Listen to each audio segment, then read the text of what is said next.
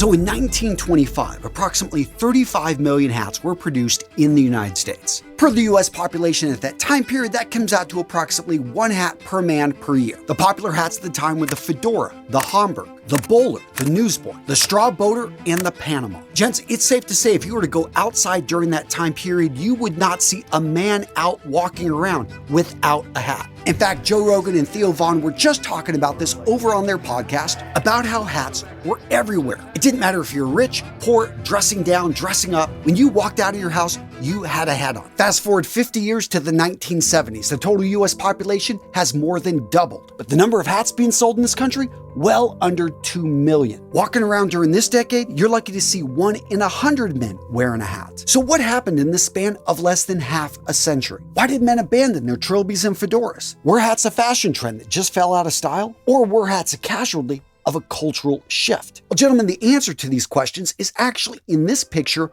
right here. Do you see it? Well, don't worry, gents. If it's not obvious, it will be by the end of this video as we dive into solving the mystery of why did men stop wearing hats. Now, to understand the decline of hats, we first have to understand the rise. Why did men start wearing hats to begin with? Now, for thousands of years, men and women have used hats both to protect themselves and as a sign of social status. But starting in the 1700s for men, this became uniform across Europe and the United States in the form of the bicorn and the tricorn hat. Favored by the military, favored by wealthy men, and men that worked outdoors, the bicorn and the tricorn hat was a relatively easy to produce and very functional piece of headwear that protected the wearer's head from the elements and kept them warm. And this needs to be emphasized because in the modern world today, we don't spend much time outdoors. But go back just 100 years, the majority of men worked outdoors. And if you traveled during the day like most people did, you were going to be exposed to the sun for sometimes hours at a time. So protecting the head was important. Now, tricorn and bicorn hats were made from a variety of different materials, and a man was able to show off his status by the material the hat was made of, and occasionally decorative accessories and details sewn and built into the headwear. By the 1800s, the bi and the tricorn hats are out, and we see the rise of the top hat, which, by the way, this hat is still worn at certain occasions in various parts of the world. But the top hat, by its very design, is more of a sign of status than it is a practical day-to-day piece of headwear. The rise of the top hat also marked a big shift in population densities, going from rural areas to the cities. Basically, during the 18th century, the industrialization age, we see people migrating from farms to the cities for factory work. Those that were fortunate or maybe cunning, devious, however you want to describe it, enough to make it to the top, wanted to be able to show off that wealth and that status in the way they dressed, and the top hat became very popular, especially in larger cities like New York, London, Chicago, and Paris. And the bowler, by the way, emerged in this time period as a more practical day-to-day wear hat. By the 1880s and 1890s, as more and more men started to earn more money than they had ever earned, and because of still the practical need of headwear and its social status, in the year 1900, we saw the peak of hat sales at over 42 million in a single year. Just to give you an idea of that number, that was more than the male adult population. So with 1.4 hats being sold for every man, we saw a number of different styles start to emerge, like the fedora, the Homburg, the newsboy, and the flat cap. So by the 1920s, it's safe to say we have reached peak hat. The average man has anywhere from 3 to 5 hats in his wardrobe, and no self-respecting guy would ever leave his home without one on his head. So what happened? Now, gents, before I make the big reveal, I want to introduce you to today's sponsor, Lifen, and their high-speed hair dryer. Now, the Lifen Swift Special, which you see right here, is the best hair dryer on the market. So first up, it dries your hair fast, it dries your hair safely. As you know, when you want your hair to have volume, when you want to be able to shape it, you want to be able to use a hair dryer that's using a bit of heat. However, too much heat can damage your hair, and that's why I love the Lifen Swift Special. It's got a built-in smart temperature control. It's making sure 100 times a second it's optimized at the right temperature for your hair. In addition, this thing is quiet, and I absolutely love it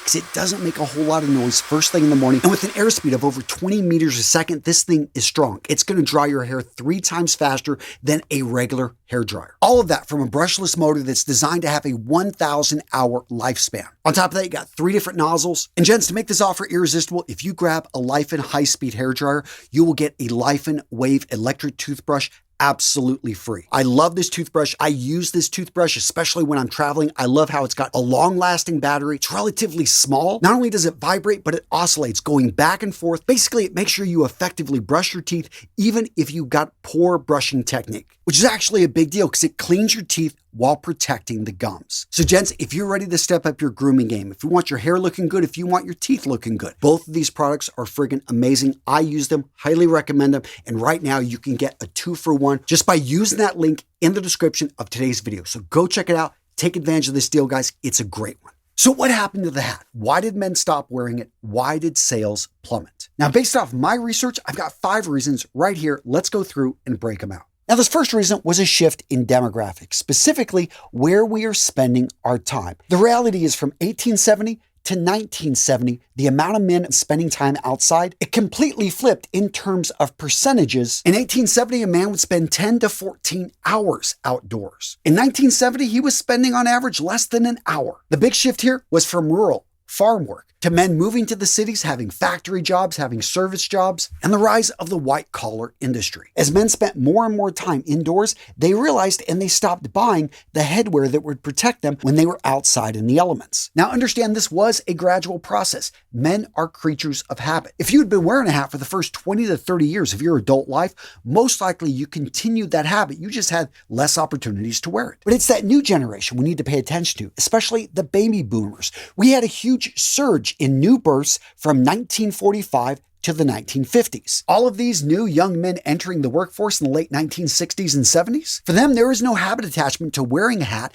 and they were quick to abandon it. And that takes us right into the youth culture, rebellion, the changing of fashion. It's safe to say in the 1960s, we saw a cultural revolution. From the rise of Elvis Presley to the rise of the Beatles, from the mods to the hippies to the counterculture rebellion, post-war generations did not want to associate themselves with their parents. They wanted something different. One of the biggest ways to be able to separate yourself from your father was to stop looking like your father. Tons of young men started to reject the conservative dress code. They wanted to dress in a manner that they felt was more suited to them, but not even realizing it, they were falling into the 1960s and 1970s fashion trends. On top of that, let's talk about cultural icons. So JFK was noted, yes, he occasionally wore a hat, but JFK pretty much did not wear a hat in most appearances, to include his inauguration, which was a very cold, chilly day in DC, but the guy he just wore his jacket up there, did not wear a hat. And this moment, captured on television, seen by tons of young, idealistic men, was basically a nail in the coffin of headwear. And again, JFK wasn't the only cultural icon. As Hollywood became more popular, especially with the younger crowds, we see guys like Marlon Brando, James Dean, and other silver screen heroes looking stylish, looking cool, all without anything on their heads. Now for this next point, let's go back to that picture I showed you earlier. I said it would become obvious. One of the cultural shifts, one of the habits that is seen as a culprit when it comes to the demise of the hat. Do you see it now? Gentlemen, it's the rise of the automobile. So funny enough, when cars were first manufactured, they didn't have roofs and there wasn't an issue to be able to wear your top hat right there in the car. But as cars became more popular in the 1920s, 1930s, all of a sudden we started to see roofs, and manufacturers realized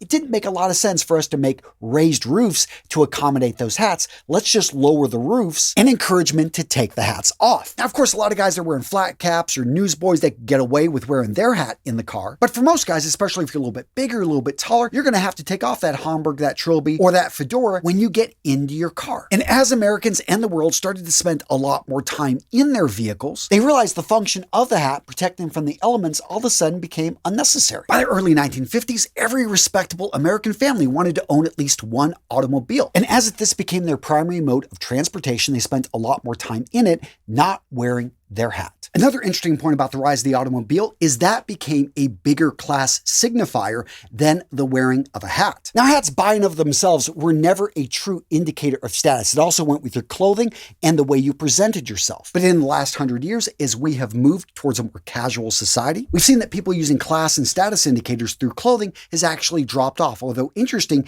it still has a big effect on people. Hence, I always encourage you guys to dress in a manner that you're sending the message you want to without saying a word by wearing the appropriate clothing. Now, this point, improved comfort technology gets overlooked a lot, but it really was the death toll of the hat. Now, depending on what study you read, you lose like 10 to 25% of the heat from your body through your head. In any case, I know when I'm walking outside, if I don't have a hat on, I just feel a lot colder. And that was the thing. Wearing a hat was practical, especially when most men were walking around, or you're traveling maybe in a train that's unheated, working in an office that is relatively cool. But with the advent of better heating systems, not only in public transportation and in offices, but also in private automobiles. The amount of time a man spent actually in the elements exposed to extreme cold fell dramatically, and all of a sudden the practicality of wearing headwear day to day disappeared. All right, Jen, so at this point, you're probably thinking, okay, that makes a lot of sense with hats, but what happened to the cape? I mean, come on, that was an amazing accessory. Guys, I got it covered. Why did men stop wearing capes? Seriously,